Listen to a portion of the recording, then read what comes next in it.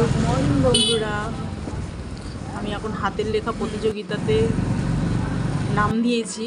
তো এখানে চলে এসেছি, এই যে কন্টেস্ট হবে এখন।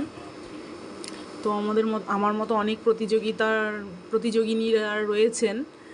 তো ব্যাপারটা যেটা হচ্ছে, আমি প্রথমে ভাবছিলাম তো আমি একাই এত বড় ধেড়ে মেয়ে দিতে এসেছি। তো দেখো এই যে অনেক বড় বড় মেয়েরা এসছে, বয়স্ক জেঠুরা এসছেন, কাকিমারা এসছেন।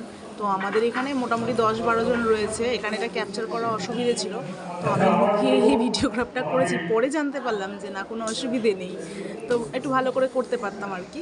তো যাই হোক, করেছি। আর এখানে দেখো সবাই বসে আছে কম্পিটিশনের জন্য, তাদের ছেলেরা, মেয়েরা। এই যে অ্যাঙ্কার কাকু দাঁড়িয়ে আছেন। তো আমি আমার ভেতরে যারা রয়েছে বা ওপরে যারা রয়েছে তারা এখন লেখা শুরু করে দিয়েছে। 1 ঘন্টা 1 ঘন্টা 2 ঘন্টা টাইমিং।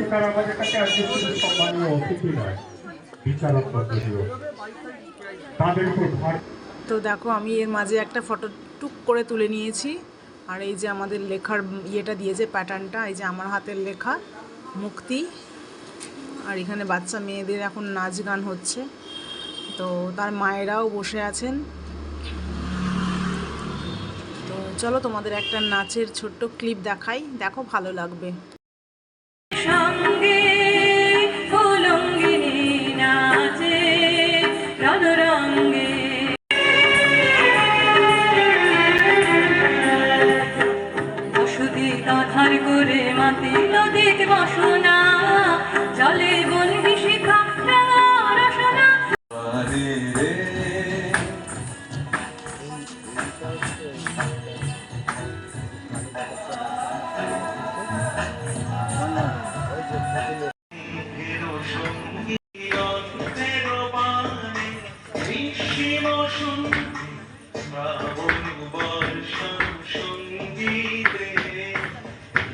তো বন্ধুরা, আমার হাতের লেখার কম্পিটিশানের যে পরীক্ষাটা সেটা কমপ্লিট হয়ে গেছে।